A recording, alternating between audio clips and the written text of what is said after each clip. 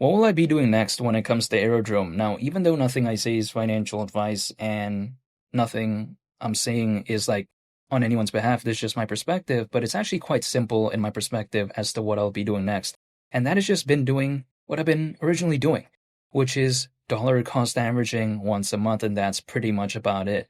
Again, I'm not telling anyone to do anything. However, the way you take a look at it is that when it comes to AERO, which is Aerodrome's native token, it's actually been holding up pretty okay. Now, granted, not too long ago, what the price was around $2, actually slightly above that back in December. Now we're around 70 cents, but still, that seems like a significant pullback.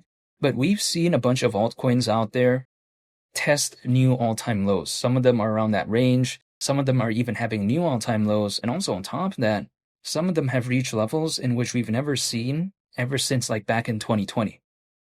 So when it comes to AERO, it's actually been holding up pretty okay despite not necessarily having the biggest market cap out there. I mean, the market cap right now isn't even $1 billion, but usually when people think about a project like kind of this size, they think, oh, the movements are going to be a lot more drastic or something like that. But it actually hasn't been as drastic as what some other people thought AERO was going to do. So it's actually, even though if we compare it to like Bitcoin, for instance, right? Of course, Bitcoin's a lot more stable than this, even though both in theory did have a pullback. But I'm saying, like, AERO by nature, it's an altcoin, and relatively speaking, for an altcoin this size, however, in the grand scheme of things, AERO has been holding up pretty okay, relatively speaking, compared to some other projects out there that kind of had around that same popularity of Aerodrome, which now has kind of went down a lot lower, whereas AERO is actually holding up pretty okay comparatively to some projects out there, again, in that specific category that I mentioned before.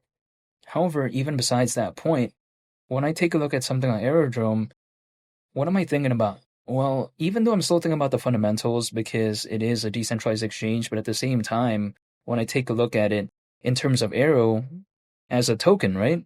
I mean, $15, we are still around 20 times lower than that, which in the grand scheme of things still does seem kind of far. And who knows, right? I mean, I do not know what's going to happen moving forward, but at the hypothetical idea of $15, the market cap at that point, considering current circulating supply, would be around $13.5 billion, which isn't necessarily such a groundbreaking achievement for a decentralized exchange.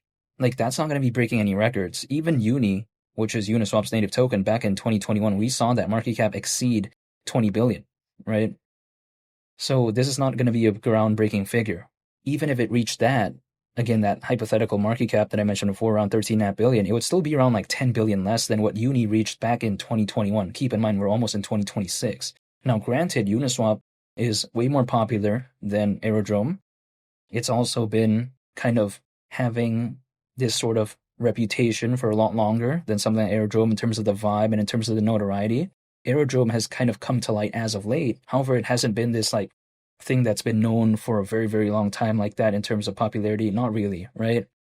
I feel like a lot of its kind of notoriety came from the Base network, which is Coinbase's layer 2, because Aerodrome is a decentralized exchange on there. So as, Base kind of had its popularity and stuff like that, Aerodrome kind of went along with the ride.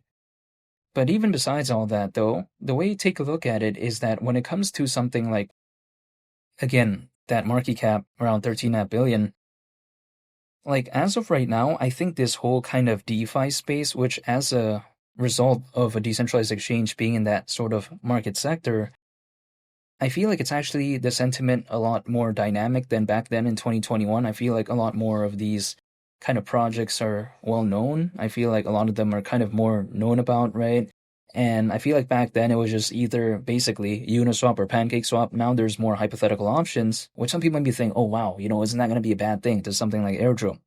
Well, the thing is, even though there's more projects within this space, in terms of the quality ones, not that many more kind of like appeared, Like, sure, there's Jupiter, which has the Solana aspect. We take a look at PancakeSwap still there. Of course, BNB is still very popular, so that kind of, went along with the ride. But I'm saying Uniswap.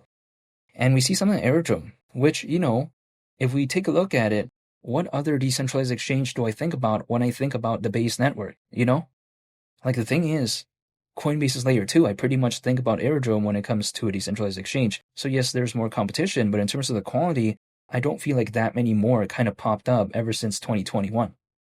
So yeah, even despite the increased hypothetical competition, in my perspective, I am still, you know, I would say a fan of this project, and also just that hypothetical market cap of around 13.5 billion.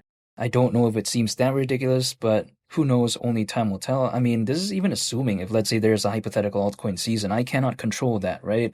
The only thing I can control is myself, and that's pretty much about it. However, a decentralized exchange by nature, it is not something that is so complicated in my perspective. It's not something that is so, like, kind of a niche type of market. Like, there's a bunch.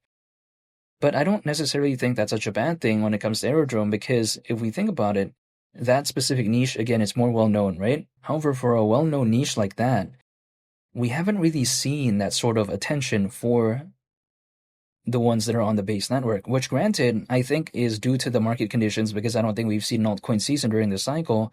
But is that necessarily such a bad thing when it comes to something like Aerodrome? I don't know why that would seem like such a bad thing to me. I wouldn't be disappointed with that, because imagine if I was like believing in PancakeSwap before BNB really took off. You know? It's kind of like, for instance, if let's say I was friends with John Cena before he became really famous. Now, if I was friends with him after he became famous, maybe it's a little bit of a different vibe had I known him before. This is just the way to take a look at it. Now, of course, this is a totally different example, but I'm just saying. And also, here's the thing.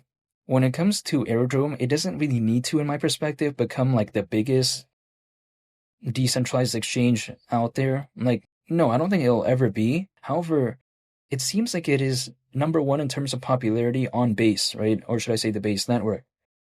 So if let's say that is the case, I don't think that is that bad, actually, in the grand scheme of things, because when it comes to base, right? Coinbase is layer 2. Coinbase, it's not only publicly listed, but at the same time, it's also on the S&P 500. So that's a little bit of a different ecosystem. You know what I mean? That's the way to take a look at it. Other projects out there, sure, they're on a certain layer 1 blockchain or something like that.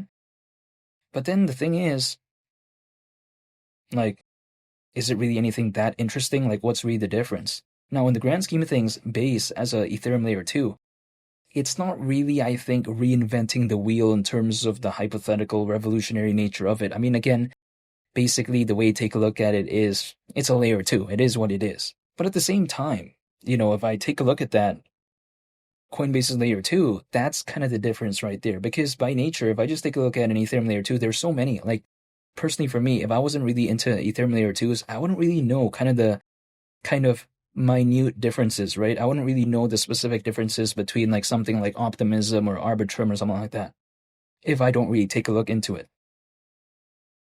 But the thing is, if I just want to take a look at it purely just from a kind of name value, right?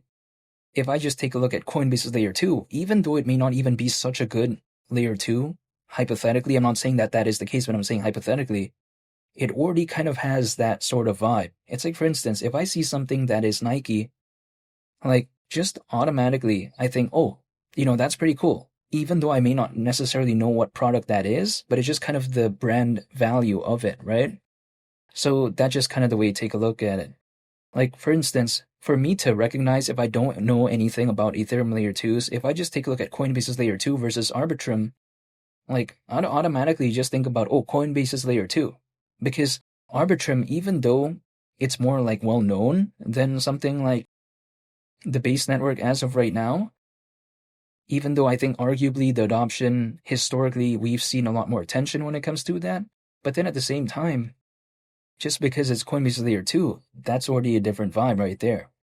It's like, for instance, let's say a brand that's not really known versus Nike. What am I going to choose? If I don't know anything, like let's say I'm not a clothes connoisseur, let's say I don't really know anything about apparel. You know what I mean? That's just kind of the vibe that I'm using as an example. So yeah, that's the way to take a look at it. I mean, when I take a look at AERO, I am not giving up when it comes to it. I'm still staying patient, but it is what it is.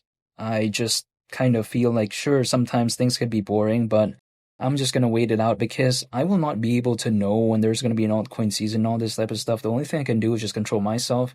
So that's what I'm going to do again. I'm just personally dollar cost averaging once a month. I'm not telling anyone to do anything. However, that's just personally what I'm doing.